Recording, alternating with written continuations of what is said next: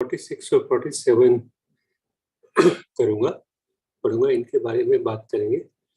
ये दोनों पुष्प वर्ग में है, जो कि आजकल हम स्टडी कर रहे हैं, पुष्प वर्ग।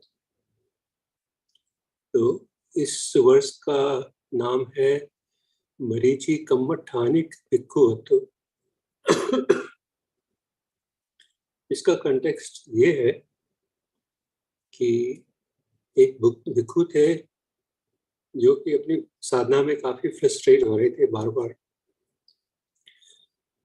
ठीक से वो कंसंट्रेशन बना नहीं पा रहे थे, जैसे कि हम सबसे कभी कभी होता है, हमसे जैसे हो रहा हुआ, जैसे कंसंट्रेशन बनती थी फिर टूट जाती थी। तो वो उन्होंने सोचा ये तो ठीक नहीं है, और शास्त्रा के पास जाके थोड़ी एडवाइस लेंगे। तो वो निकल पड़े भगवान से मिलने। रास्ते में क्योंकि वो सैंडी इलाका था और काफी तेज धूप थी, तो उनको मिराज फिनोमेनन दिखाई दिया हॉट सैंडी लैंड पर, सॉइल पर।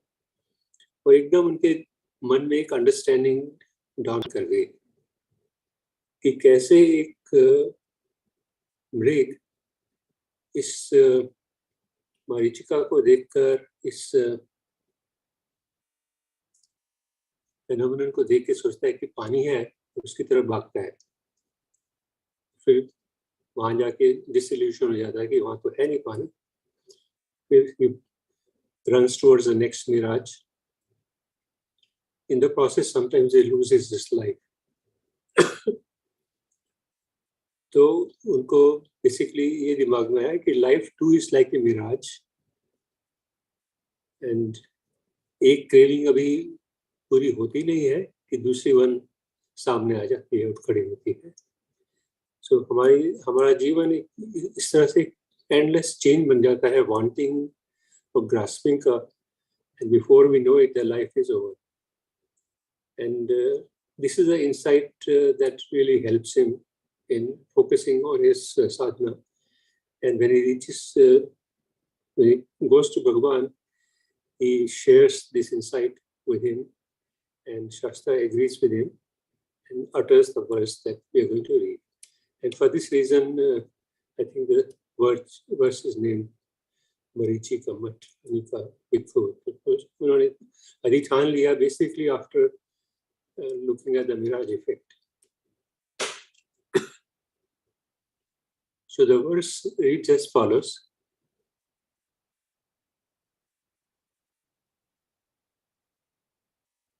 Sorry, मैं दोबारा से डाउनलोड कर रहा हूँ।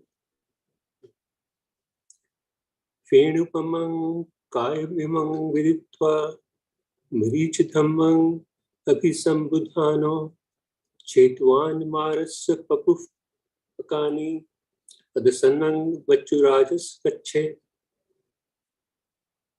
तो इसका लिटरल मीनिंग लिखा हुआ है, जो आचार्य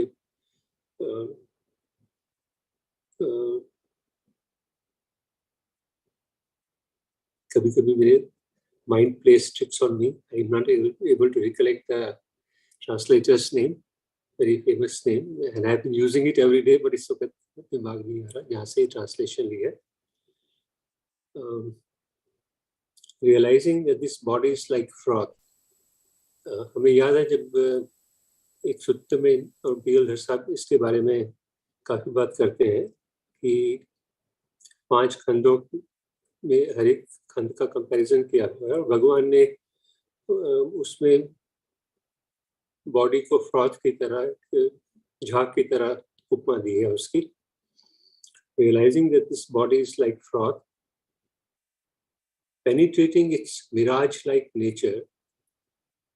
मिराज भी किसी चीज से, किसी खंड के लिए यूज किया, पर मुझे याद नहीं आ रहा, किस, शायद परसेप्शन के लिए.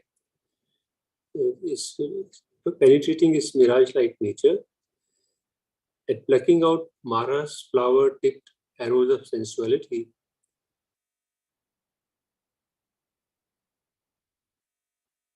So, if you have all these abilities and you are able to go beyond sensuality, then you can go beyond the sight of the king of death. मृत्युराज के दर्शन नहीं होंगे आपको. So ये literal meaning है इसका. और पहले अजान मुनिंदो की ट्रांसलेशन भी पढ़ देता हूँ. तो उन्होंने ट्रांसलेशन किया इसका. Know the body to be as transient as foam, a mirage, the flower of sensual passion as a hidden barb. See this, अगर आप इसको देख पाते हैं, तो you can pass beyond death. Essentially, you can reach the deathless.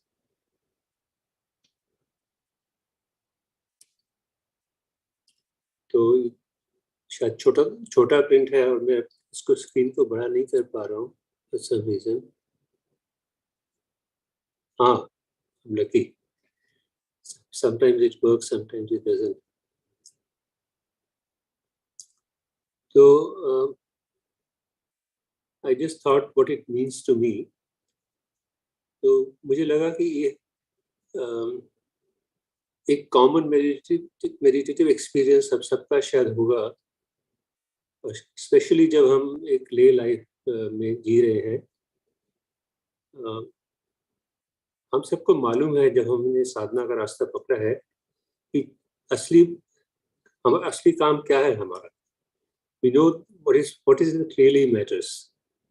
What matters is the path that we have started to walk on, और जो peace that this path promises as a reward. अगर हम इसको faithfully, properly प्रतिपादित कर पाएं तो हमें मालूम है कहाँ तक पहुँच सकते हैं.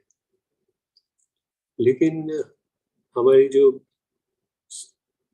जीवन भर की आदतें हैं, जो जीवन भर के संस्कार हैं, वो हमारी जो माइंड है keeps going back to the daily dose of desires and wants. And often it is difficult to strike a fine balance that is required between our needs and wants. और ये कुछ हद तक तो स्वाभाविक है कि जीवन में कई तरह की इनसिक्योरिटीज होती हैं, and that drive us into, let's say, the accumulating mode, possessions, more wealth, etc. लेकिन ये भी होता है कि more than, this is one reason, of course. The other reason is that it is simply a habitual movement. हम ये करते हैं because we have been doing it all our life, to seek more wealth, more happiness, more bounties. और ये प्रपंचा एक बार शुरू हो जाता है तो उसका समाप्त होना आसान नहीं होता, और हम मृग जाल में पकड़े जाते हैं या इस मरीचिका में बह जाते हैं. और इसका रेजोल्यूशन तो बहुत सिंपल है. अंडरस्टैंडिंग होनी चाहिए कि हमें क्या करना चाहिए एंड क्या नहीं करना चाहिए. What is coming from being a part of the rat race of acquisitions and possessions and the apparent respect these might bring. अगर हम इनसे ऊपर उठ पाए तब हम शायद रास्ते में काफी प्रोग्रेस कर सकते हैं. तो अजान मुनिंदो की इसमें कोई रिफ्लेक्शन नहीं है, जो मेरे दिमाग में सिंपल सी बातें आई मैंने लिख दी है. अगर आप इससे कुछ और कहना चाहे, इसके बारे में कुछ ऐड करना चाहे, यू आर वेलकम. मीनिंग तो वैसे काफी क्लियर ही है इस वर्स का.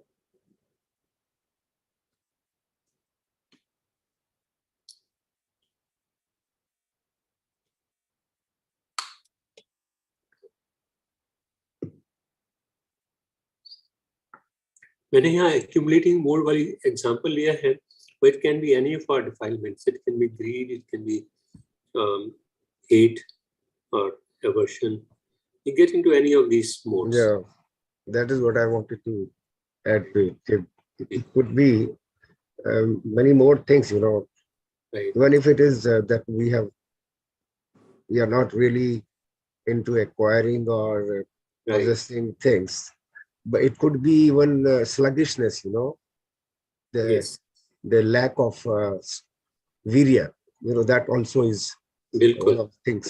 जो कि सब कुछ है लेकिन वीर्य नहीं है तो होगा ही नहीं कुछ भी. So it could be that also, क्योंकि मार तो कहीं से भी आकर के टकरा सकता है. हाँ, ये बिल्कुल सही बोला. मैंने तो एक एग्जांपल लेके Yeah, कुछ yeah. किया है, Of course, लेकिन this बहुत is बहुत सारे कारण हो सकते हैं इसके. हाँ, this is very important which you have written. ये तो बहुत ही इम्पोर्टेंट कारण है, क्योंकि हम गृहस्थी वाकई इन चीजों में उलझे रहते हैं और छोटी छोटी बातों में भी पोजीशन की एक वो आ जाती है. या यू गेट डिस्टर्ब. छोटी सी एग्जांपल देता हूं पोजीशन के बारे में. गमले में मुझे सफेद पेबल्स डालने की बात मेरे मन में आई तो एक इट बिकेम लाइक रात को भी सपने उसी के आने लगे. तो ये this is how one can small things can lead to such such a feeling. हाँ, जैसे अब आजकल हम हमारी एज पे हम लोग थोड़ा बहुत अपनी सेविंग्स को भी देखते रहते हैं कि अब सेविंग्स को एफडीज में रखा जाए, कहाँ रखा जाए. एफडीज में आजकल इतनी इन्फ्लेशन हो रही है, कुछ फायदा नहीं है. फिर अगर इन चक्रों में पड़ जाते हैं तो फिर दिमाग उसी में उलझ जाता है. तो depends on where your mind is taking you. Absolutely. Anything. so SP ji, मैं मतलब आप दोनों से ही एक सवाल, मतलब it's just on a lighter mode. तो आजकल हम लोग धम्म की बहुत चर्चा भी करते हैं और प्रैक्टिस भी करते हैं. तो इसी तरह से अगर भाव जैसे पेबल्स का आया था, क्या भाव ऐसे धम्मा का भी आने लगा है, सपना भी आने लगा है? I mean, is that क्योंकि this can also be आपके मन में हो सकता है कि I should do this, कि भाई मैं धम्म में ऐसे हूँ या फिर वो. So possession can go both ways ना. ऐसा जरूरी नहीं कि हम materialistic ही होगा, immaterial में भी बिल्कुल, हो बिल्कुल. सकता है. So Anything Pallab, you are right. sit in your mind. As far as I'm so concerned. can you see your direction changed in a few days? मतलब like since now we are doing practice for last quite couple of now years, maybe एक साल तो हो ही गया, कम से कम 2-1.5 साल जी. So तो हुआ ये है कि बस जो जो चेंज हम देख रहे हैं वो ये इतना ही है कि समझ में आ रहा है कि जैसे ही कोई राइज होता है मन के अंदर तो पता लगने लगता है कि ओ या ये हो रहा है. जैसे मैंने पेबल्स की बात बताई, अब ये जैसे ही हुआ तो समझ में आ गया कि ये तो एक ऑब्सेशन होने लगा है कि ये सब गमलों में पेबल्स डालने. एक ऑब्सेशन हो गया. अब उसको ढूंढना है, कहाँ मिलेंगे, कैसे मिलेंगे, क्या मिलेंगे. तो एक दिमाग उस तरफ लग गया. तो ये एक कि यार ये ठीक नहीं है. मिल गए तो मिल गए, नहीं मिले तो कोई ऐसी बात नहीं. तो इस तरह की बातें समझ में आने लगती हैं. देखिए, सबसे जो बड़ी बात है जो धर्म के हिसाब से जो मैं समझता हूँ कि जो बहुत प्रैक्टिकल एग्जाम्पल है वो ये है कि not reacting to the incidents. जो पहले एक मन में भाव पैदा होता था क्रोध का, भय का, वो नहीं है. That has completely gone.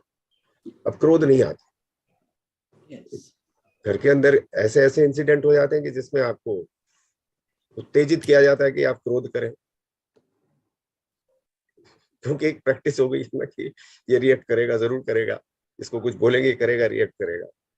तो अब वो नहीं होता तो दूसरे लोग भी समझ रहे हैं कि ये क्या हो गया, ये तो कोई रिएक्शन ही नहीं, क्योंकि the other guy is telling you something because the conversation has to be lingered on so that there is a मैं बोलूंगा तो फिर ये कुछ बोलेगा तो फिर उसको मैं नीचा दिखाऊंगा, फिर उसको ये होगा, फिर वो होगा. So इस तरह की बातें होती है. This between friends, between families, between others. तो ये सब especially among friends this is very important. Yeah, I mean, it's just a question of maybe we can all introspect in कि भाई, क्योंकि दोनों चीजें हम लोग ऑप्ट कर सकते हैं. There is a choice, I think so. So if we can opt for something which has a higher good for us, for ourselves. So maybe that same process will apply, or there will be a different thing you will see different things. So that I was just thinking, it's just thought came to my mind. लेकिन example बड़ी जबरदस्त है कि इसमें देखिए क्या है कि क्या बात है, मानना पड़ेगा कि क्रिएटिविटी का, कि इसको हम कह रहे हैं फक्क वग्गो, यानी फूल की इसमें इस्तेमाल किया गया। तो एरो जो है कि वो मोनिंदो जी का जो अजहन मोनिंदो का जो ट्रांसलेशन है वो भी बड़ा जबरदस्त है कि एरोज ऑफ सेंसुअलिटी। हाँ, भारत पफक कहानी। अब ये आपने इसको छंदी करके छेतवान मारस से पफुक कहानी किया है ना जी। इसमें लिखा हुआ वैसे जो है, किताब में पढ़ रहा था, वो एक ही शब्द है, मारस से पफुक कहानी। अच्छा, I don't know whether this is right. ये बहुत जबरदस्त, मतलब मार का जो एरो है उसके ऊपर में एक फूल लगा हुआ है जिसको देख के आपकी तृष्णा बढ़ गई, और है वो बेसिकली एरो, जिसको अजहन मोनिंदो ने बड़ी अच्छी तरह से समझाया अपने ट्रांसलेशन में। उनका ट्रांसलेशन एक बार हाँ, The flower of sensual passion as a hidden barb. Hidden barb. Barb is arrow, I think, है ना? Something equivalent. I don't remember the exact meaning of barb. Barb should be, I think.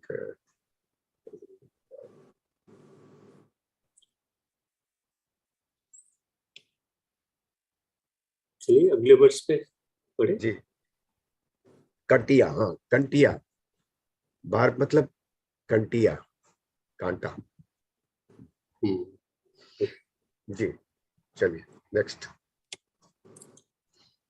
So next verse is Vittu Bhavatu. Vittu Bhatu, sorry, Vittu Bhatu.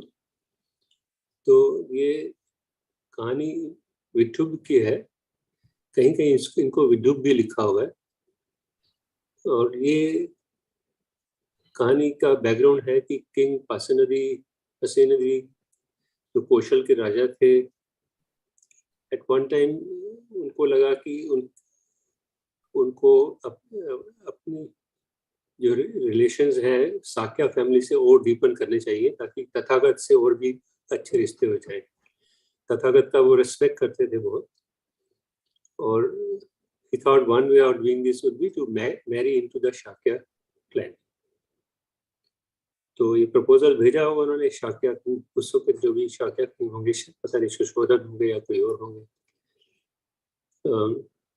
Proposal was received by the Shakya king, लेकिन Shakya clan did not consider पसनिधि's clan good enough to give a princess in marriage.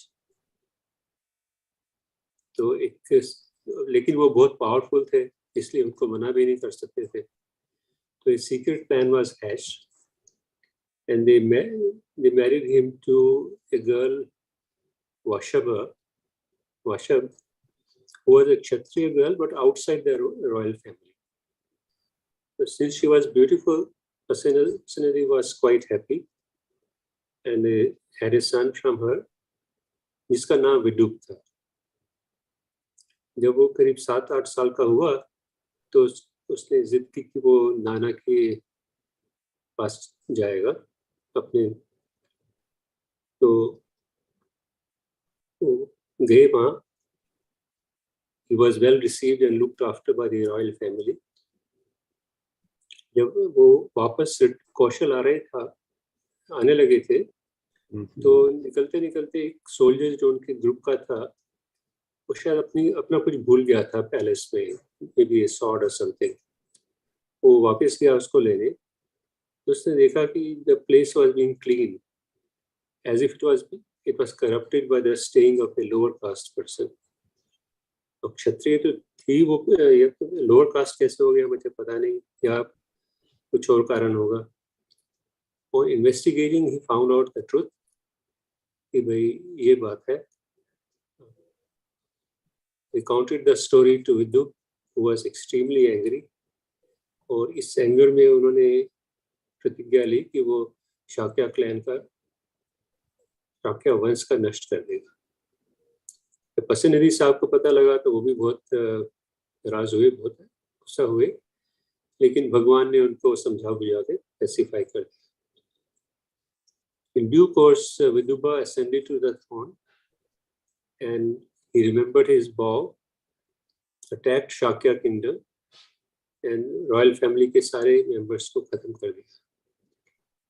On the way back, he was returning to Kaushal and they rested near a river on the way. But suddenly एक flash flood आया और सबको बाढ़ में भाग के ले गया। तो भगवान ने तब इस वर्ष को अटर किया। ये बैकग्राउंड है इसका।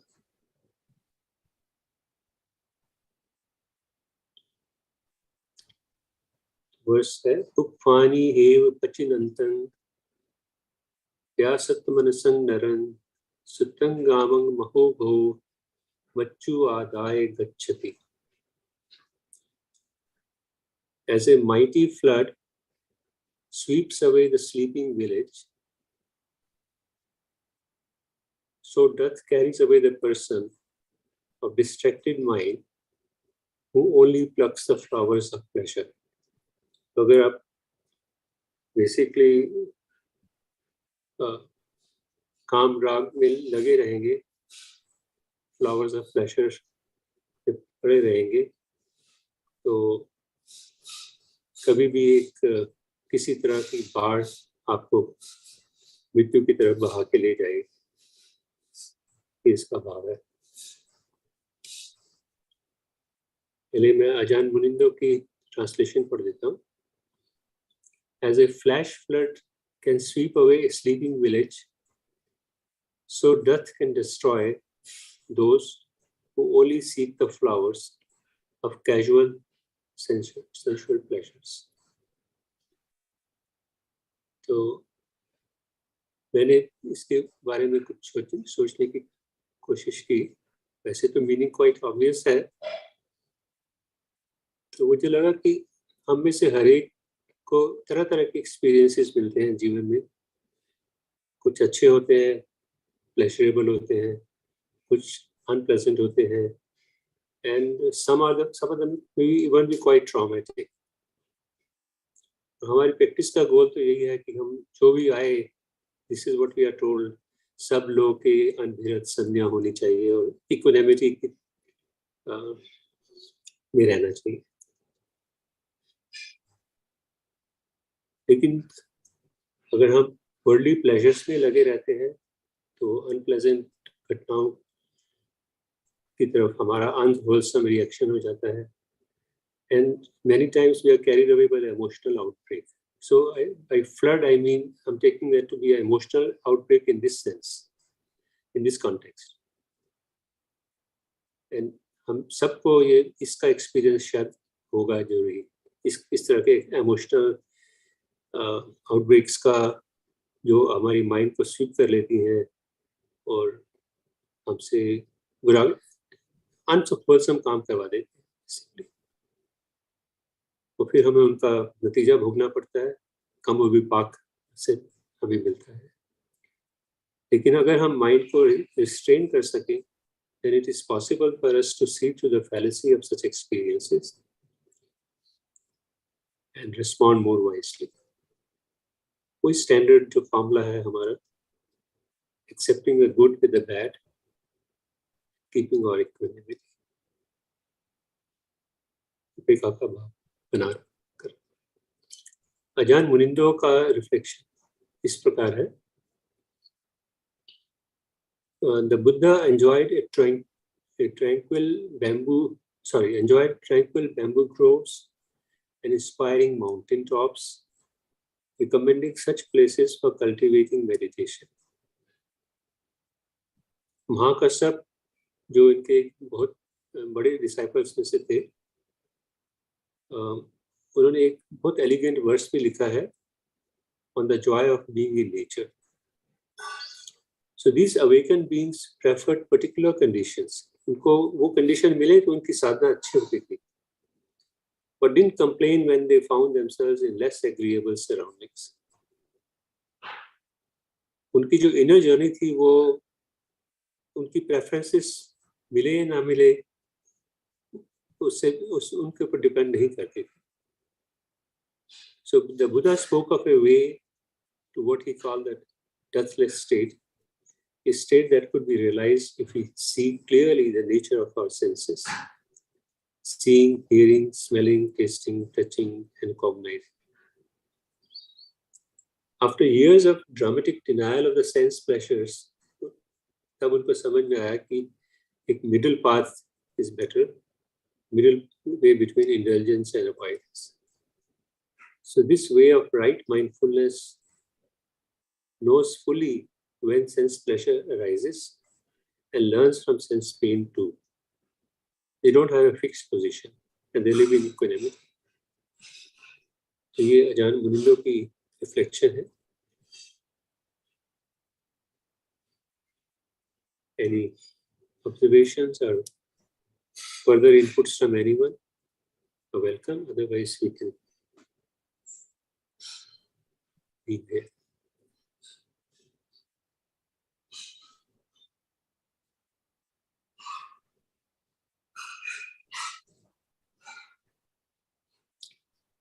लेकिन मुझे कुछ तो आइडिया था कि शाक्य क्लैन का कोई नहीं बचा था, पर ये कहानी मुझे शायद याद नहीं थी. काफी दिनों पहले पढ़ी होगी मैंने, मुझे अब याद नहीं थी. So it came as a surprise to me when I read it again.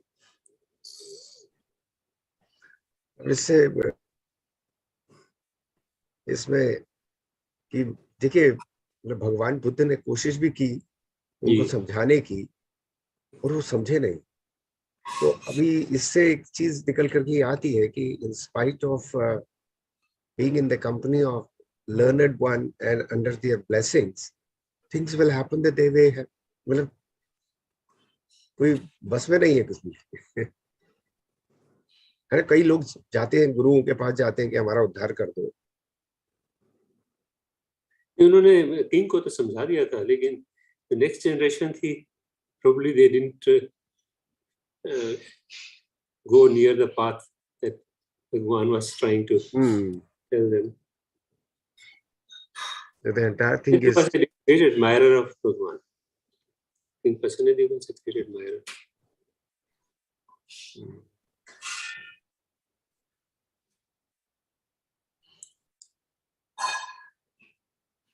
Sir ये कुछ वैसा रिमाइंड नहीं करा था? यदुवंश में भी यही हुआ था. हाँ बिल्कुल, मेरे भी दिमाग में वही आया था कि फैमिली के अंदर से ही कोई उसमें तो उनको कर्स का क्या नाम है उनका, किसका शाप था वो?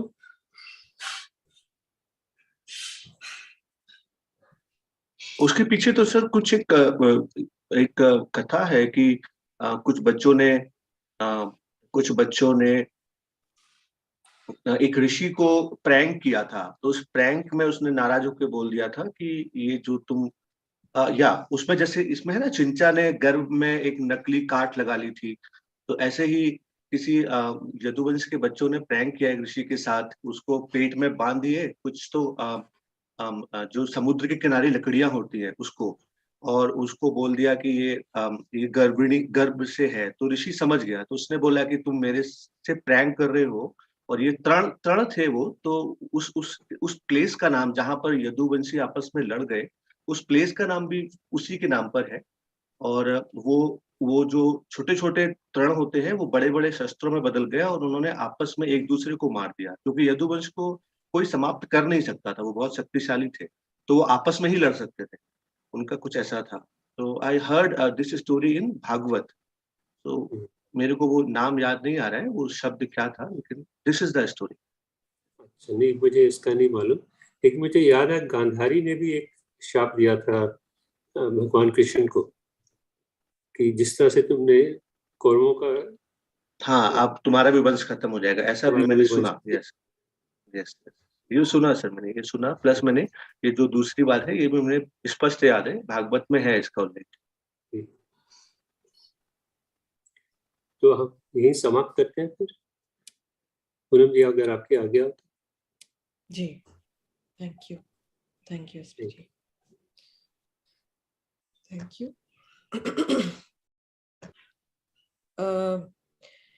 इसी के साथ अब हम शांत बैठ सकते हैं कुछ देर और